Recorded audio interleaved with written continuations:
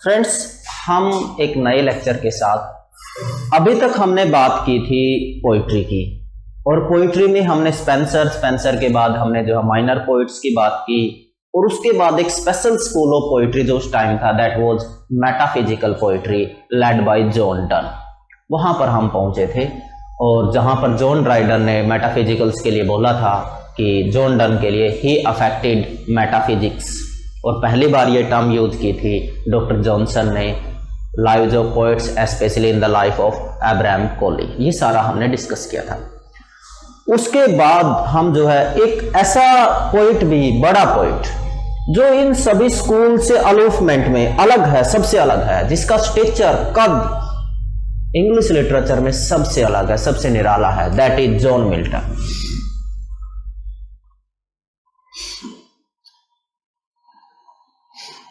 ये किसी के साथ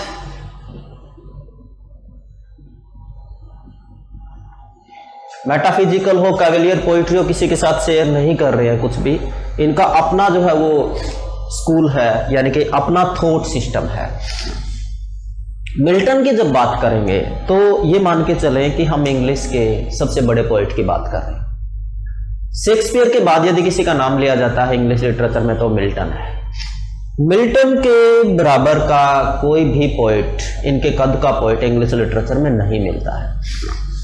अब देखिए, जब मिल्टन को थोड़ा सा स्टडी करते हैं डीपली तो हमें पता चलता है लाइफ कोई ज्यादा इतना लंबा नहीं है, जस्ट 65 ईयर्स इनका।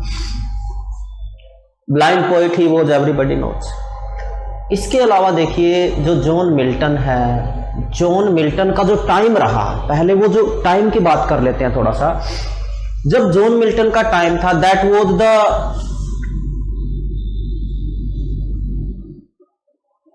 Turmoil in political, social and religious,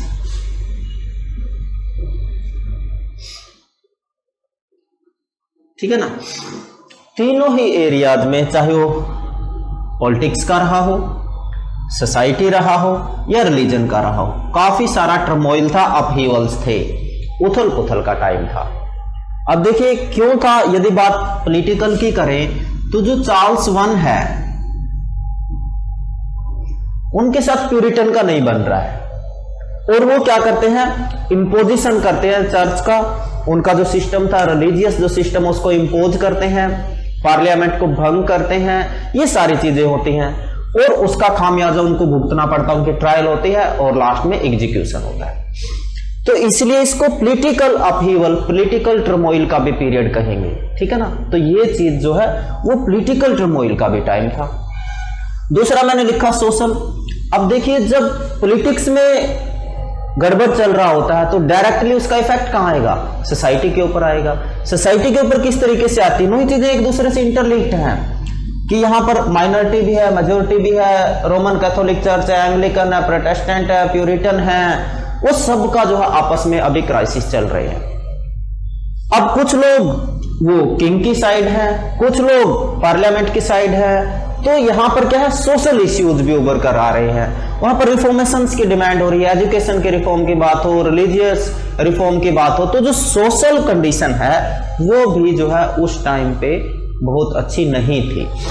उसके बाद रिलीजन का तो पूरा है ही सिस्टम, क्योंकि प्यूरिटन और जो है दूसरी तरफ जो हमारे ये चार्ल्स वन थे, एंग्लिकन चर्च था, उनका रहता है। तो ये सारा का सारा इस तरीके से चीजें घट रही थी उस टाइम इंग्लैंड में। यही वो टाइम था जब सिविल वॉर भी होता है। थोड़ा सा मैं पहले हिस्टोरिकल बैकग्राउंड आपको बता रहा हूं। सिविल वॉर जो है वो 1642 टू 1651। अब सिविल वॉर होने का रीजन है चार्ल्स वन, जो उस टाइम किंग है। चार्ल्स वन जो इंपोज करते हैं चर्च सबके ऊपर यूनिफॉर्मिटी ऑफ रिलीजन, जैसे आपने भी पढ़ा होगा यूनिफॉर्मिटी, यूनिफॉर्मल कोड वगैरह अभी इंडिया में भी चल रही है सारी चीजें। तो वो यूनिफॉर्मिटी इंपोज करते हैं जिससे माइनॉरिटी है जो वो खुश नहीं होती है। तो इस करके वहां पर क्या होता है, सिविल वॉर होता है।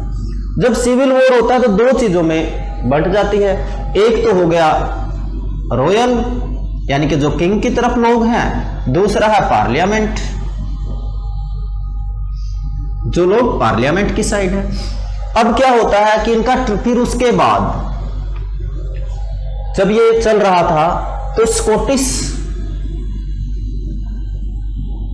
जो आर्मी है वो किंग को डिफीट करती है और मजबूरन फिर को उनको जो है पार्लियामेंट बुलाना पड़ता है और पार्लियामेंट जो है फिर क्या करती है, किंग का ट्रायल होता है और ट्रायल के बाद 1649 में किंग को क्या कर दिया जाता है, एग्जीक्यूट कर दिया जाता है।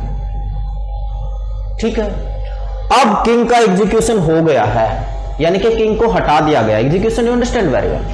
अब इसके बाद वहां पर जो 1649 टू 1660 करीबन करीबन ये 10 साल का जो पीरियड रहा, यहां पर पार्लियामेंट्री गवर्नमेंट बोल सकते हो, प्यूरिटन गवर्नमेंट बोल सकते हो और कॉमनवेल्थ पीरियड भी बोल सकते हो। जो ओलिवर क्रोमवेल है वो आते हैं। ये उस टाइम का सोशल, पॉलिटिकल और रिलीजियस सिनेरियो है। अब ऐसे में जब इस तरीके से चीजें हो रही हो तो मिल्टन जैसे पोइट का रोल बड़ा अहम हो जाता है और इस टर्मोइल में, इस सिविल वॉर में मिल्टन जो साइड लेते हैं वो किसकी साइड लेते हैं, मिल्टन पार्लियामेंट की साइड लेते हैं, पार्लियामेंट की साइड लेते हैं। अब वहां पर दौर चलता है पैम्फलेट्स का, ट्रैक्ट्स, सरमन्स, ये बहुत पब्लिश हुए, ये काफी सारे जो है पब्लिश होते हैं। और जब सरमन्स की और पैम्फलेट्स की बात आती है तो होल और मिल्टन, यहां पर दो लोग आपस में, वो लिख रहे हैं उसका रिस्पॉन्स वो कर रहे हैं, वो लिख रहे हैं उसका रिस्पॉन्स वो कर रहे हैं। तो इन दो लोगों के बीच भी जो हम राइवलरी देखते हैं, कहां पर, पैम्फलेटियरिंग में। तो ये थोड़ा सा बैकग्राउंड समझना जो है, लिटरेचर जब हम समझते हैं उस टाइम की सोसाइटी को, पॉलिटी को और रिलीजन को समझना बहुत ज्यादा जरूरी हो जाता है। तो ये थोड़ा सा बैकग्राउंड मैंने बताने की कोशिश की है। और उसके बाद फिर से 1660 में मोनार्की रिस्टोर होती है और जब मोनार्की रिस्टोर होती है तो क्योंकि मिल्टन ने तो पार्लियामेंट का साइड लिया था, तब जाके फिर वो अलग थलग पड़ जाते हैं बाद में। ठीक है, अब यहां पर कितना बेनिफिट मिल्टन को मिला, कैसे किया, किस तरीके से उनका लिटरेरी करियर उभर कर आता है, एज अ पोइट वो किस तरीके से डेवलप करते हैं, वो अभी हम डिस्कस करें। अब मिल्टन की जो स्कूलिंग है वो सेंट पॉल से होती है।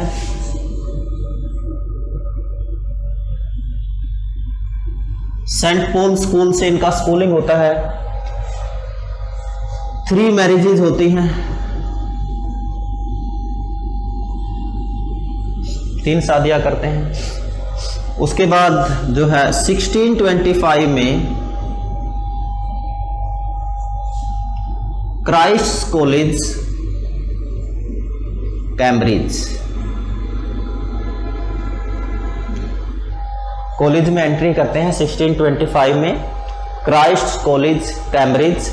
वहां पर 1629 में अपना बीए कंप्लीट करते हैं, 1632 में अपना एमए कंप्लीट करते हैं।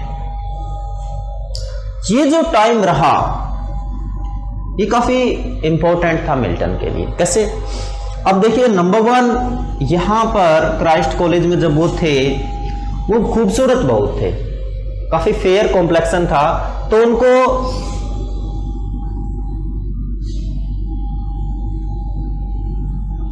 लेडी ऑफ क्राइस्ट बोला जाता था। ये क्वेश्चन नेट में कई बार आया, who is known as lady of Christ? That was John Milton because of his क्या बोलोगे आप उसको, स्मार्टनेस और उनका जो कम्प्लेक्शन था बहुत फेयर था। He was very very handsome, तो that's why he was known as lady of Christ. तो ये चीजें इंपॉर्टेंट थी। इसके बाद एक चीज और इंपॉर्टेंट थी, अब 1629 में बीए अर्न किया है, बीए सेकेंड ईयर में जब वो थे तब क्या होता है, करिकुलम को लेकर, यानी कि जो सिलेबस है, करिकुलम है, उसको लेकर यूनिवर्सिटी के साथ इनकी अनबन हो जाती है और उस अनबन के चलते इनको रस्टिकेट कर दिया जाता है यूनिवर्सिटी से। रस्टिकेशन फ्रॉम कैम्ब्रिज। लेकिन ये रस्टिकेशन जो है ये शॉर्ट पीरियड के लिए था, परमानेंट नहीं था। उसके बाद हम देखते हैं कि एमए वगैरह सब उन्होंने बीए भी कंप्लीट किया, एमए भी कंप्लीट किया। और रस्टिकेशन की जब बात आती है तो हमें साथ में पीबी शैली भी याद आते हैं आगे चलकर, उनका किस तरीके से रस्टिकेशन होता है जो अथेइज्म के ऊपर लिखते हैं। तो लेकिन अभी हम सिर्फ मिल्टन के ऊपर कंसंट्रेट करेंगे। तो यहां पर ये बेसिक जो है अंडरस्टैंडिंग होनी चाहिए। From the examination point of view 2-3 facts are important. One is lady of Christ's, second one rustication from Cambridge during second year, but that was temporary rustication for short period. Civil war, okay, and social, political and religious turmoil of that period. We are to keep all these things in view if we want to understand Milton, and second thing that is more important for us if we want to crack our net. क्योंकि अभी यदि poet को समझे तो उसके लिए तो बहुत इस चीज के ऊपर कम से कम भी 2 घंटे का लेक्चर होना चाहिए। लेकिन हमारा एक तो थोड़ा सा अंडरस्टैंडिंग का, उसके साथ साथ एग्जामिनेशन पर्पज भी है, तो इसलिए हम कॉन्सेप्ट के ऊपर बहुत डेप्थ में ना जाके फैक्ट्स को ज्यादा जो है तवज्जो दे रहे हैं अभी। तो दैट्स वाई, लेकिन मैंने उसका रूट बता दिया आपको, तो यहां से चीजें काफी सारी क्लियर हो जाएंगी। अब देखिए मिल्टन जो है इस टाइम पे जब वो यूनिवर्सिटी में थे, कैम्ब्रिज में थे, तो उन्होंने क्या किया,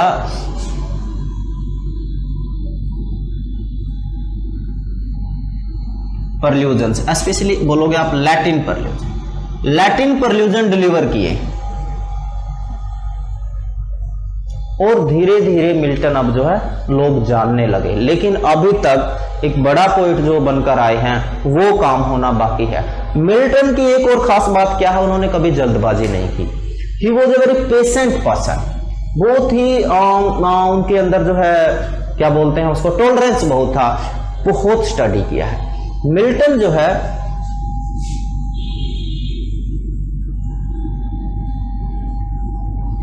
ये उनका वाक है सेकंड डिफेंस। सेकंड डिफेंस में वो क्या बताते हैं, एक तो अपनी जर्नीज बताते हैं, स्पेशली इटली का जो जर्नी रहा वो बहुत ही उनकी लाइफ में एक टर्निंग पॉइंट लेके आया। And secondly he told us about his own stay at father's house at Horton, how he studied, how he had a correspondence with his friend Diodati, Charles Diodati, how he you can say कि learned the languages from his tutor Thomas Young, वो सारी चीजें। तो ये वाक किसका है, second defence, जहां पर ये सारी चीजों का हमें पता चलता है, ये मिल्टन का वाक है। इसके साथ साथ मैं उनके करियर को शुरू करूं उससे पहले मिल्टन को ना इंग्लिश के अलावा लैटिन, हिब्रू और ग्रीक, इनको जो है लैटिन, हिब्रू और ग्रीक, ये तीनों लैंग्वेजेस के ऊपर भी बराबर का कमांड था। और हिब्रू स्पेशली जो है, सॉरी टॉमस, रॉबर्ट नहीं, टॉमस यंग,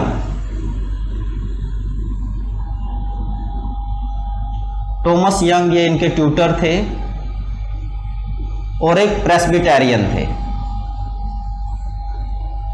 टॉमस यंग इनके ट्यूटर थे, प्रेस्बिटेरियन थे, हिब्रू उनसे सीखा, इंग्लिश के अलावा तीनों लैंग्वेज के ऊपर बराबर का पकड़ है। अब उसके बाद जो है हम इनका जो शुरू करते हैं करियर, इनकी लाइफ के ऊपर कई सारे लोगों का बड़ा इम्पैक्ट रहा है।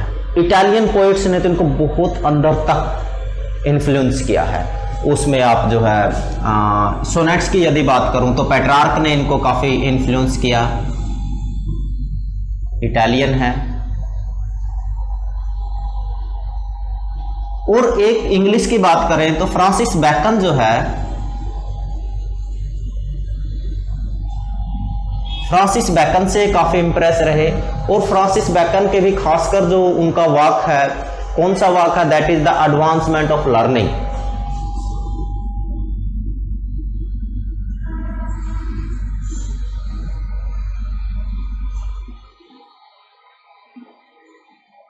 एडवांसमेंट ऑफ लर्निंग जो है फ्रांसिस बैकन का वाक है, इसका थीम क्या है, अटैक ऑन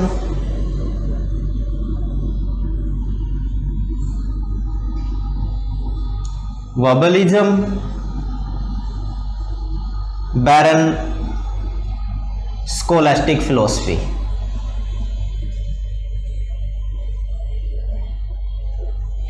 और देखिए, जब वो अपने फादर के घर पर रह रहे होते हैं अपना एजुकेशन पूरा करने के बाद, अपने फ्रेंड को टाइम एंड अगेन लेटर्स के जरिए लिखते रहते हैं कि मैं अभी हिस्ट्री वो पढ़ रहे हैं, रिलीजन वो पढ़ रहे हैं, ग्रीक वो जो है उनके जो बड़ी बुक्स हैं, ग्रंथ हैं वो पढ़ रहे हैं, English literature, history of English, वो सारी की सारी चीज़ें, और चर्च को बहुत स्टडी किया उन्होंने।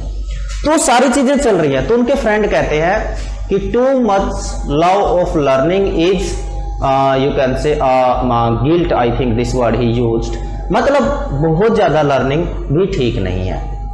सिर्फ आप लर्न करते रहो, पढ़ते रहो, पढ़ते रहो, पढ़ते रहो, यानी कि now the time has come when you are to produce, when you are to express whatever you have learn.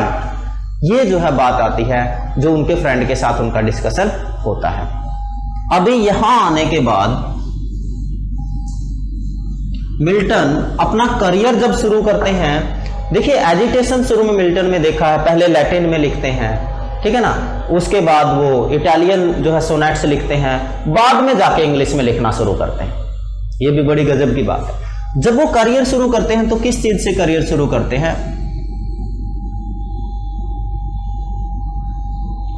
Paraphrasing of Sam's, number 1 काम ये करते हैं। नंबर 2 जो ओविडियन क्लॉग्स हैं उनके ऊपर उनका ट्रांसलेशन वगैरह करते हैं। तो यहां से वो अपना करियर शुरू करते हैं। इंग्लिश से करियर शुरू नहीं करते, लैटिन से अपना करियर शुरू करते हैं। अब उसके बाद पहली बार ये कोई लेंथ का इंग्लिश का पोयम जो उनका आया, जिसने थोड़ा सा लगा कि यहां से एक इंग्लिश पोइट निकलेगा, वो था आपका जो फर्स्ट इंग्लिश पोयम है, that is death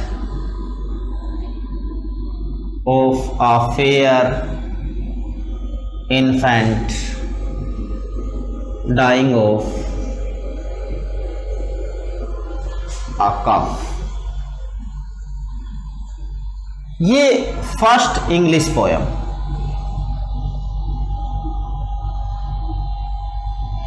by Milton. इससे पहले लैटिन में काफी काम हो चुका था, चाहे वो ट्रांसलेशन का रहा हो, पैराफ्रेजिंग का रहा हो, और बहुत सारी एलिजीज लिखी जो है लैटिन में, एलिजीज काफी सारी लिखी हैं जॉन मिल्टन ने। उसके बाद जो पहला इंग्लिश पोयम आता है वो है आपका death of a fair infant dying of a cough. और इसमें जो है जिस बच्चे की यहाँ बात हो रही है वो एनो अटैटिस 17, इसकी बात हो रही है। तो यहाँ पर जो है उसके बाद जो है मैंने बताया कि लैटिन के बाद जो दूसरे नंबर का लैंग्वेज वो एक्सप्लॉइट करते हैं वो है इटालियन। इटालियन लैंग्वेज में काफी सारे सोनेट्स लिखते हैं। अब ये जब वहां गए, जब हम इनको डिटेल में पढ़ते हैं अच्छी किताब से, तो इनका जो इटालियन जर्नी है उसका बड़ा डिटेल में डिस्क्रिप्शन है। How he visited all the important places of Italy at that time, because at that time Italy was the hub of learning, Italy was the hub of education, Italy was hub of the literators, educators, poets, all you can say men of letters, Italy was famous for at that time। तो ये जाते हैं वहां पर और काफी सारे लोगों से मिलते हैं और तासो को खासकर जो है अपना ट्रिब्यूट देते हैं। तो वहां पर जब ये पढ़ते भी हैं तो ये पेट्रार्क से काफी इन्फ्लुएंस होते हैं। Who Petrarch was? Petrarch was the sonneteer, true advocate of Renaissance, and he was an Italian poet. तो काफ़ी जो है वहाँ उनसे इन्फ्लुएंस होते हैं। और 1628 में जो इटालियन उनका सोनेट्स आते हैं, कई सारे सोनेट लिखते हैं, और उनकी जो सोनेट है written in Petrarchan style, octave sestet,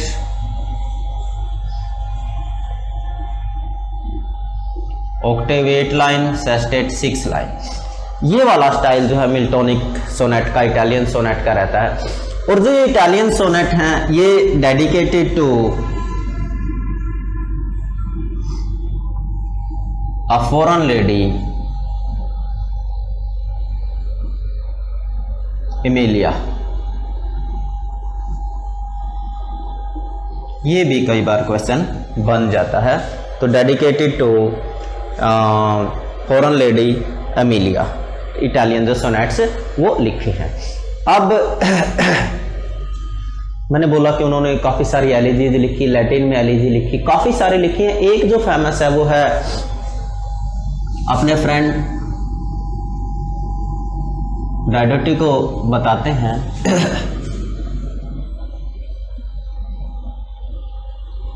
on the death of beetle of Cambridge university.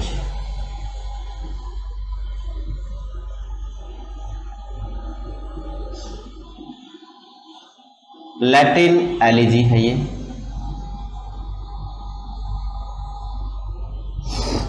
ठीक है ना, ये क्या है, लैटिन एलिजी इनका है। अब देखिए ये सारा का सारा काम जो हुआ है, जो मैंने बोला, ये कब हुआ है, ये यूनिवर्सिटी के ड्यूरिंग ही हुआ है। अब जब वो 1632 में क्या हुआ, एजुकेशन अपना कंप्लीट करके कहाँ जाते हैं, होटन, ये इनके फादर का हाउस है, यहां पर बड़े इत्मीनान के साथ, चैन के साथ स्टडी करते हैं। And he studied a lot, और लिखते हैं सेकंड डिफेंस में कि I don't know when I went to my bed before midnight. कोई ऐसी रात याद नहीं है कि जब वो आधी रात से पहले सो गए। अब ऐसा स्टूडियस जो है इंसान शायद ही मिले। तो इतना पढ़ने वाले इंसान थे जॉन मिल्टन। वहां पर क्या क्या पढ़ा, हिस्ट्री पढ़ा, चर्च यानी कि रिलीजन को बड़ा स्टडी किया इन्होंने, लिटरेचर में क्या पढ़ा, Greek, Roman, English literature basically. इसके अलावा भी काफी सारी चीजें पढ़ी, लेकिन ये इंपॉर्टेंट चीजें वहां पर स्टडी की। और अब अपने आप को तैयार कर रहे हैं, किस काम के लिए तैयार कर रहे हैं, जो अभी करना बाकी है। Because he was preparing himself to prove a great English poet, not only English poet, rather one of the great poets of the world, John Milton, who wrote Paradise Lost, the greatest epic of English literature। अपने आप को तैयार कर रहे हैं।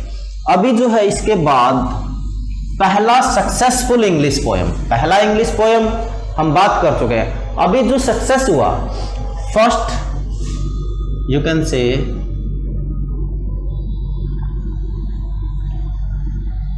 successful English poem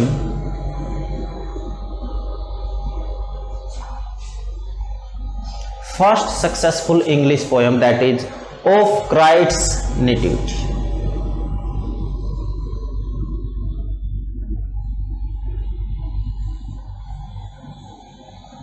ये वाला poem है जो इंग्लिश का पोएम है और बहुत इंपॉर्टेंट ये रहा। और पूरा टाइटल माने तो इसका लिख सकते हो आप,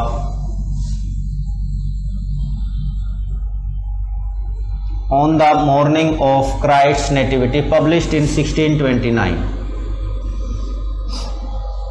जब अपना बीए किया। अब इस पोएम में क्या है, पोएम में है birth of Jesus Christ,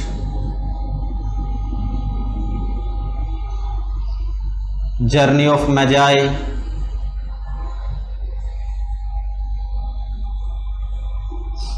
gift of Magi, ये सारा जो पूरा का पूरा रिलीजियस थीम है ये एक्सप्लॉइट किया है in his poem on the morning of Christ nativity published in 1629। ये वाला important work, first successful English poem by John Milton. अब इसके बाद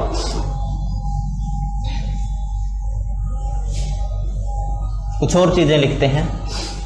अब जो वो और चीजें लिखते हैं उसमें एक तो वर्क इनका रहा है आर्कैडीज। आर्कैडीज जो रहा वर्क फॉर एंटरटेनमेंट,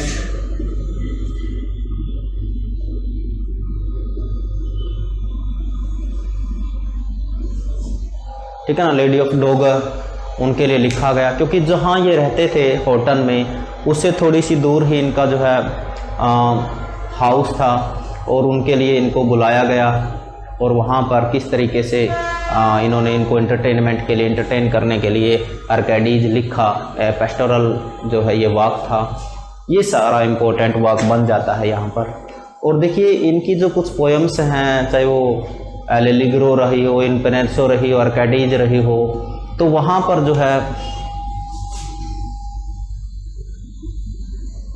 ये वाला इंसान उनके लिए म्यूजिक लिखता है, हेनरी लॉज। उस टाइम ये बड़ा नाम था और ये अपने आप में एक बड़ी बात थी कि the court is calling a young poet to collaborate with Henry Lawes like person over there just to entertain the lady over there. तो इट मीन्स दैट कि यस, अभी जो कनेक्शन थे कोर्ट के साथ वो धीरे धीरे बढ़ रहे हैं मिल्टन के, बट ये बहुत ज़्यादा दिनों के लिए नहीं थे, because after that civil war was there and during civil war he you can say took the side of parliament. तो that's why this connection at that time broken shattered. लेकिन यहाँ तक ये अपने आप में एक बड़ी बात थी मिल्टन के लिए, और अभी मिल्टन एक यंग पोइट है। अब इसके बाद जो पहला थोड़ा सा नोटिसेबल काम आ रहा है, जहाँ से लग रहा है कि हाँ मिल्टन अभी थोड़ा सा बन रहे हैं, वो है आपके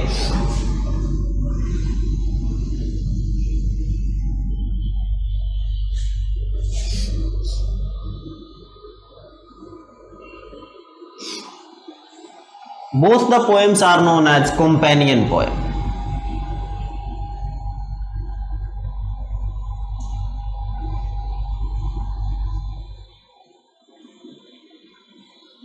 एंटरटेनमेंट, म्यूजिक का बड़ा कॉन्सेप्ट है दोनों में, कोरस की एंट्री है, तो ये सारी चीजें इन दोनों पोएम्स में मिलती हैं। ये देखिए जो अभी दोनों को बारी बारी डिस्कस करते हैं। First let's take L'Allegro poem opens with. अब देखिए हमारा जो पोएम हो किस तरीके से ओपन होता है। यूरो जो हमारा कैरेक्टर है दैट इज यूरोफ्रोसिन,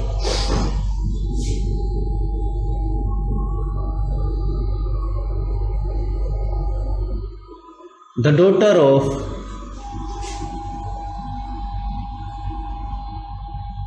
बहुत खुश है ये, मर्थफुल इसके लिए लिखते हैं कभी कभी, daughter of west wind and don.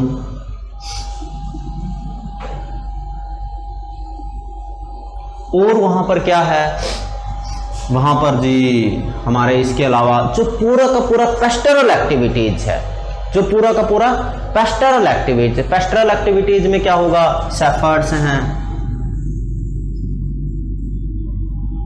ठीक है ना, और जो आपके पीजेंट्स या फार्मर्स हैं वो अपना स्किथीज उनके हाथ में है, मोवर जो काटने वाले हैं उनके सीन हैं। तो यहाँ पर ये सारी चीजें टोटल जो पेस्टोरल एक्टिविटीज हैं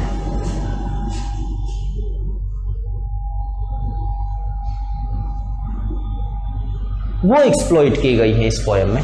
it's a poem of mirthfulness, merriment, happiness natural pastoral activities have been exploited by poet John Milton। तो ये है हमारा L Allegro.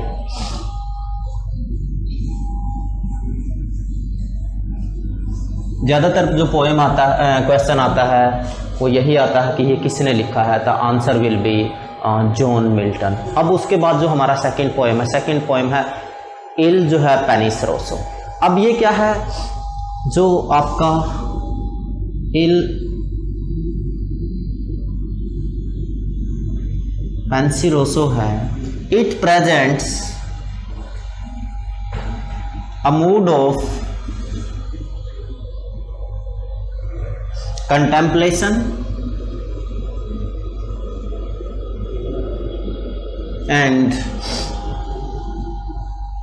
grave intellectual activities।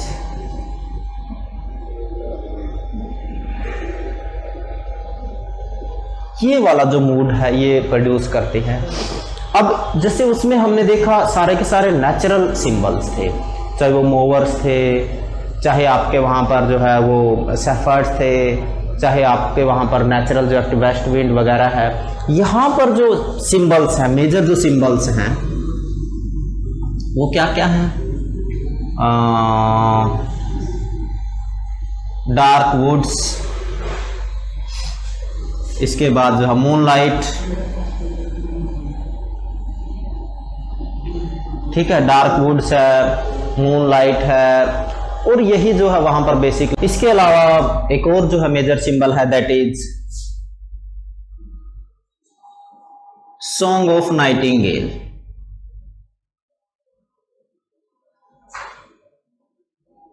तो these two poems they are known as companion poems, major symbols are there, थोड़ा सा theme मैंने बताया।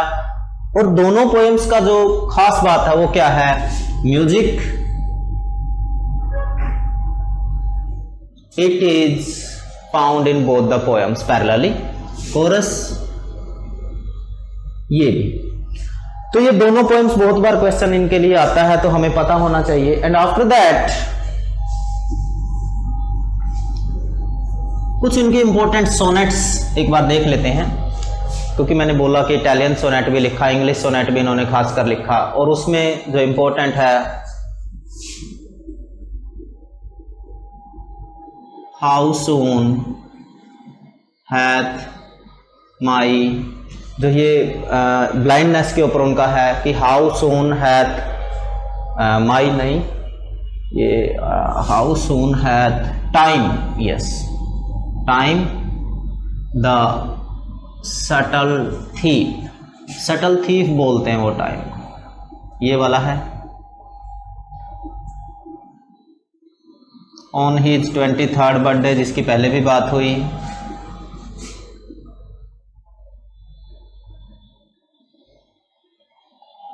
On time, ये कुछ इंपॉर्टेंट है। इसके अलावा भी जो है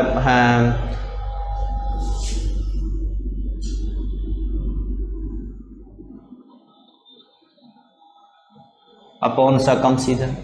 जो सबसे बड़ा इनका, जिसकी ज्यादा बात होती है, that is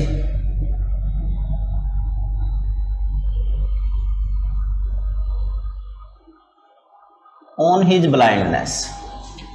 on his blindness written in to, जैसा कि होता है पेट्रार्कन स्टाइल में, octave sestet containing 8 line, containing 6 line। अब थोड़ा सा ब्लाइंडनेस की बात हो रही है तो वी मस्ट नो मिल्टन का जो है in 1644 his left eye gone, left eye चली जाती है। इन 1652 ही गोस टोटली ब्लाइंड।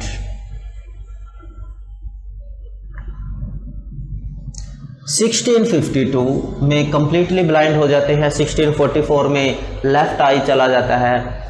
और अभी भी जो इनका बेस्ट पोइट्री है दैट इज पैराडाइज लॉस्ट, और वो पब्लिश कब होता है, 1667 में। इट मीन्स दैट कि still 15 years are there, it means that कि when even he started writing Paradise Lost, at that time he was completely blind when it was published, तो it is obviously he was blind at that time। यानी कि जो best part है वो उन्होंने अपने जो है अंधे होने के बाद, ब्लाइंडनेस के बाद काम किया उसके ऊपर। अब देखिए इस पोएम में क्या है जो सोनेट है, the first 8 lines that is known as octave, in these 8 lines we found Milton, he was in problem, Milton complaining. अब वो सोचता है, गुड से कह रहा है कि I have only one talent that is writing poetry, now I am totally blind, how can I write poetry, if I am not able to write poetry तो how can I serve Jesus Christ the God. तो अपने आप के ऊपर ये सोच रहा कि मेरे पास जो टैलेंट था उसका मैंने टाइम से यूज नहीं किया और आज ये जो सिचुएशन आ गई है। इसके अलावा दूसरी जो चीज है, क्योंकि सिविल वॉर में इन्होंने कहां पर ये रहे थे, ये पार्लियामेंट की साइड रहे थे, इनकी जो ऑपोजिट पार्टी थी, जो रॉयलिस्ट थे, उनकी जो ऑपोजिट पार्टी थी, उन्होंने बोला व्हेन ही बिकेम ब्लाइंड कि इनके साथ सही हुआ है, इनको अपने जो इन्होंने किया है उसका फ्रूट अभी मिल रहा है। जैसे जैसे बोलते हैं ना, as you sow you reap, जैसा बोओगे वैसा काटोगे, ये वाला कॉन्सेप्ट जो है रॉयलिस्ट ने बोला मिल्टन के लिए कि इनका अंधा होना, इन्होंने जो रॉयल्टी के खिलाफ जाकर, मोनार्की के खिलाफ जाकर काम किया, पैम्पलेट्स लिखे, ये उसका नतीजा है, ऐसा उनका मानना था। इससे और ज्यादा वो दुख होता है मिल्टन को, काफी सारा दुख होता है। अब पहली जो 8 लाइन्स है, ही इज कंप्लेनिंग कि how he can serve, in last 6 lines he consoles himself. और एक लाइन जो बहुत खूबसूरत है,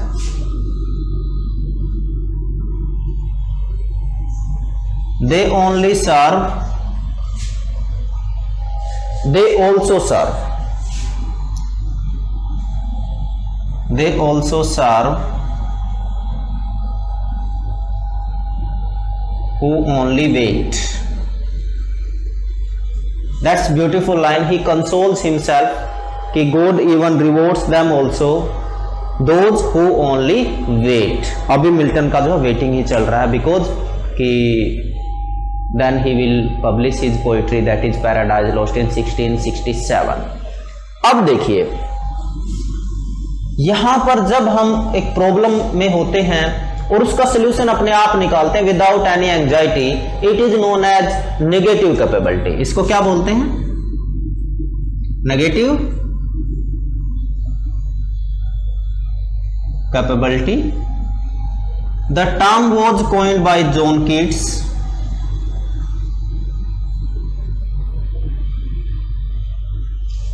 in one of his letter। एक किसी लेटर में वो इस टर्म को कॉइन करते हैं। अब जॉन कीट्स जो है, नेगेटिव कैपेबिलिटी चेक करें यदि कीट्स में, तो ओटो नाइटिंगेल जो हम देखते हैं, ओटो नाइटिंगेल में क्या है कि शुरू में जब वो पूरे दुखी हैं, ठीक है ना, how my heart aches with pain, this is the very first line of ode to nightingale. अब वो बताते हैं, फिर उससे दूर जाना चाहते हैं इस दुनिया से, और उसके लिए शुरू में वो किस चीज को मानते हैं? ही वॉन्ट्स वाइन, फ्लोरेंस का वाइन हो, beaker, full beaker of wine, ठीक है ना, एंड पर्पल स्टेन्ड माउथ, कि जब मैं पीऊंगा तो there should be the bubbles on my mouth. तो वो इस तरीके से बोलते हैं, लेकिन उसके बाद फिर उनको रियलाइजेशन होता है कि it is a temporary escape, it is a temporary escape. Permanently if you want to get rid of this pain, misery of this world, and then he said कि okay I will come thy world, Nightingale को बोलते हैं, definitely I'll come to thy world but not in the chariot of Bacchus but on the wings of poesy, poetry के जरिए आऊंगा। यही चीज हमें ब्लाइंडनेस में दिखती है मिल्टन में, अपने आप से कंसोलेशन लेते हैं, यही चीज हमें जो है शेक्सपियर में दिखती है। This is not negative capability. It means Milton भी और शेक्सपियर भी दोनों कीट्स से पहले हुए, यानी कि ये क्वालिटी तो पहले भी लिटरेचर में है, ये नहीं कि कीट्स के ही लिटरेचर में मिलती, but the term was coined by John Keats. It is very much necessary to understand this concept here. तो साथ में जो है टर्म भी क्लियर हो गई, दैट इज नेगेटिव कैपेबिलिटी। अब इसके बाद हम थोड़ा सा आगे चलते हैं। इससे आगे जब चलते हैं तो हमने इल पेनिसोसो एलेलिग्रो की बात की, और एक वाक इन्होंने जो है आर्केडीज की हमने बात की, अब इसके अलावा एक और वाक जो है दैट इज कोमस। ये क्या है? It's a mask. मास्क है ये जो है कोमस है, इट्स अ मास्क। और जो लेडी ऑफ डोगर है उसके लिए लिखा गया। और लुडलो कासल,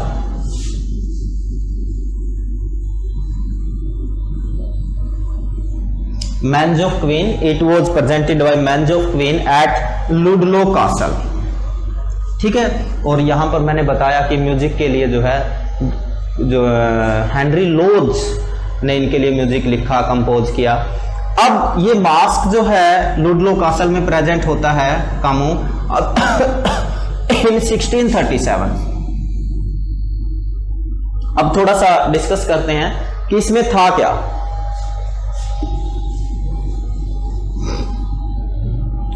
कॉमस कौन है? ये एक मैजिशियन है, इविल स्पिरिट है। When the poem opens, mask opens, it opens with a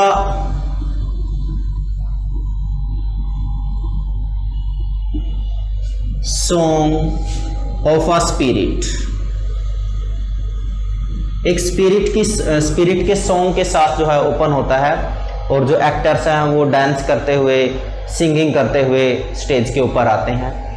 अब देखिए कहानी में क्या है कि two boys are there, they are the sons of the peers, one girl, and both these three are siblings। ठीक है ना, तीनों भाई बहन है। अब होता क्या है कि this girl separated from her brothers, जैसा कि होता है, lost her way in woods। और अब ऐसे ही मौकों की तलाश के लिए ये बैठा है Comus. Now you know through out the mask you will find so many songs. अब जो है कोमस सिंगिंग करता है, धीरे धीरे धीरे धीरे अपने ट्रैप में फंसाता है किसको? ये जो लड़की है। अब क्या है कि and she also sang a song. She also sang a song because she felt the presence of Comus, and she sang a song just to attract her brother's attention. कि किसी तरीके से उनको सुने मेरी आवाज और दोबारा से she could unite with her brothers. And at last में क्या होता है कि जो कोमस है कन्विंस्ड द लेडी, किस काम के लिए कन्विंस करता है कि yes I will show you the path, I know these woods very well, I am the native of these woods and I will show you path. और अपना जो है चैम्बर में लेके जाता है इसको। And it's a magical chamber. अब इसी दौरान क्या होता है? Thyrsis, it's a spirit, it tells all about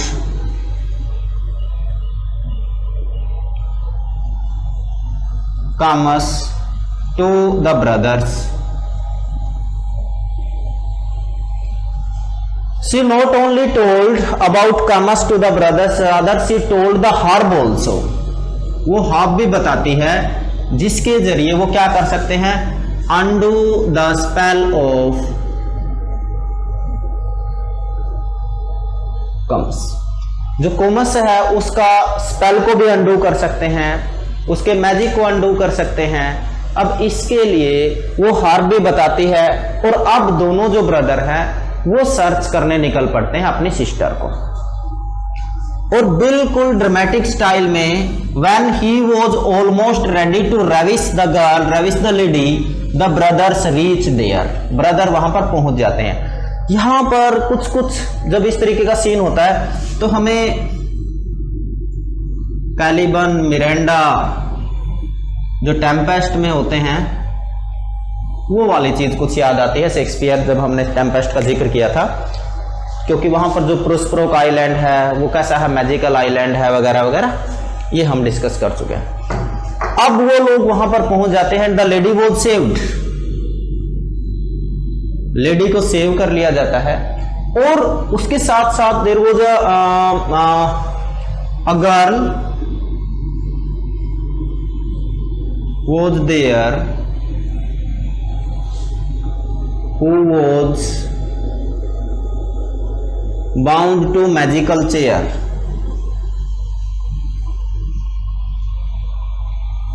उसको भी रिलीज करवाया जाता है। उसका नाम अभी मुझे ध्यान नहीं आ रहा है, इस गर्ल का कोई नाम है, वो दिमाग से निकल गया है। वो लड़की जो ऑलरेडी वहां पर उसकी कैद में थी कामस की, उसको भी रिलीज करवा दिया जाता है। And in the end also the mass ends with the happy song, जिस तरीके से कैरेक्टर आते हैं गाते हुए नाचते हुए वैसे ही चले जाते हैं। This is Comus, very important it is. Question आता है दो तरीके से, एक तो पूछेगा इसका publishing year, that is 1637, and second one is what is it, तो the answer will be it is a mask. वो क्या है कि मास्क, तो ये वाला क्वेश्चन जो है आता है। अब बात करते हैं हम मिल्टन के पैम्पलेट्स की, सबसे लास्ट में हम उसको डिस्कस कर रहे हैं, अभी उनका जो है पैराडाइज लोस्ट रहता है। पैम्पलेट्स की बात करें,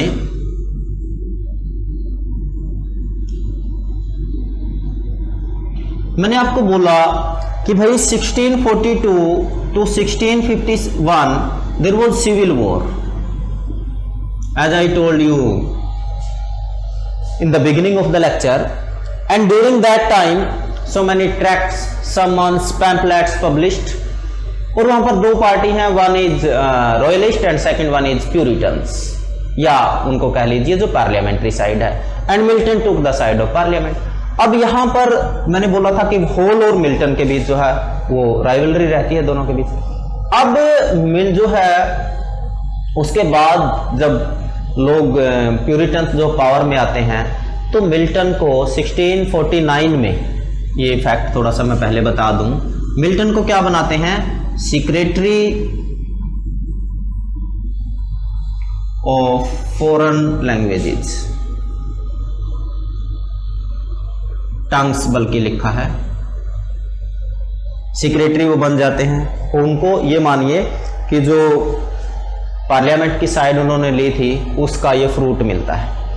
अब देखिए, जब बात हम करते हैं पैम्पलेट्स की, तो he wrote so many pamphlets, Milton wrote so many pamphlets.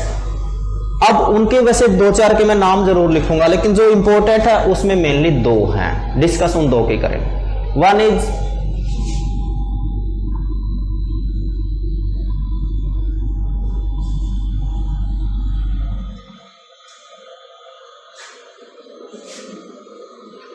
अपिप्सो KC, episcopacy means bishops, आप लगा लीजिए गवर्नमेंट। एक तो ये है, लेकिन ये इतना ज्यादा इंपॉर्टेंट नहीं है क्योंकि पेपर में नहीं आता। मेनली क्या है, पेपर वैसे तो हर चीज मिल्टन ने जो लिखा इंपॉर्टेंट है, चाहे वो हिस्ट्री के पॉइंट ऑफ व्यू से हो, चर्च के पॉइंट ऑफ व्यू से, या लिटरेचर के पॉइंट ऑफ व्यू से। And second one is the reasons of church government, the regions of church government। देखिए, after the execution of the Charles one, एक वहां पर जो है कैरेक्टर आते हैं गॉर्डन, ये क्या करते हैं, जो एग्जीक्यूशन होता है चार्ल्स का, वहां पर लोगों को सेंटिमेंट्स, उनकी फीलिंग्स जीतने की कोशिश करते हैं, एक्सप्लॉइट करने की कोशिश करते हैं, और उसको नलिफाई करने के लिए जो है रीजन्स ऑफ चर्च गवर्नमेंट वो मिल्टन का जाता है। उसके बाद एक इटालियन स्कॉलर हैं, बड़े स्कॉलर हैं, उनको हायर किया जाता है बाय चार्ल्स सेकंड। ये चार्ल्स सेकंड कौन है, जो बाद में मोनार्की को रिस्टोर करेंगे। Now he is in exile France. अब उस फ्रेंच जो इटालियन ट्यूटर है, सॉरी स्कॉलर है, उसको हायर किया जाता है क्योंकि eight that time he was very famous and he also tried to exploit the feelings of the common people in favor of royalty। और काफी हद तक 1660 में उसको रिस्टोर भी कर लेते हैं, चीजें काम करती हैं। यहां पर मिल्टन जो है इनके अगेंस्ट लिखते हैं और जो पार्लियामेंट्री गवर्नमेंट है उसको जस्टिफाई करने की कोशिश करते हैं। अब इसके बाद का जो हमारा है, उसके बाद आपका है the doctrine and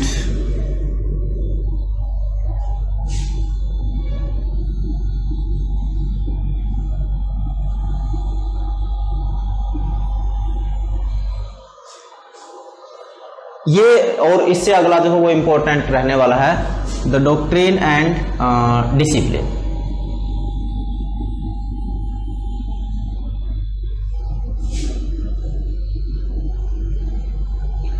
the doctrine and discipline of divorce, ये बहुत ज़्यादा इंपॉर्टेंट है, जो 1643 में पब्लिश होता है।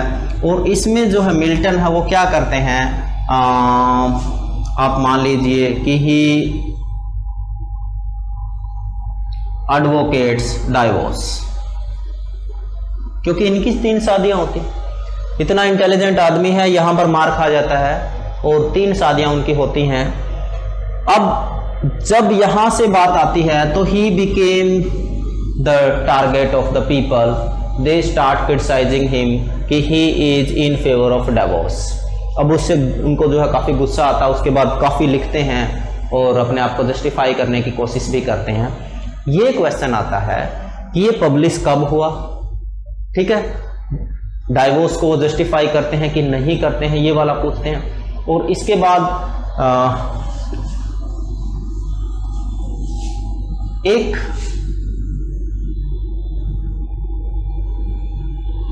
ऑफ एजुकेशन में रिफॉर्म्स की बात इसमें करते हैं। he was the advocate of educational reforms and his opinions and all these things mentioned in this pamphlet of education, ये भी important रहा है। अब इसके बाद जो सबसे important रहा वो रहा आपका एरोपेजिटिका।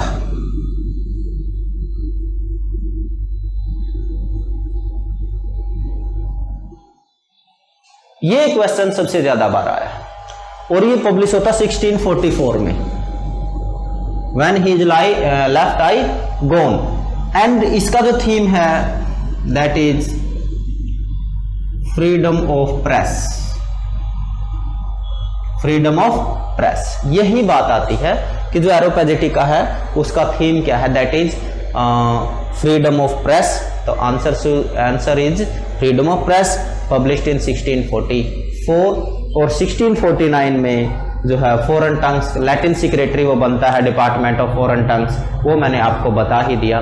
तो फ्रेंड्स ये इंपॉर्टेंट अभी काम था। अभी मिल्टन का क्या रहता है, देखिए मिल्टन की 2-3 चीजें रहती हैं। एक तो पैराडाइज लोस्ट, पैराडाइज रीगेन्ड,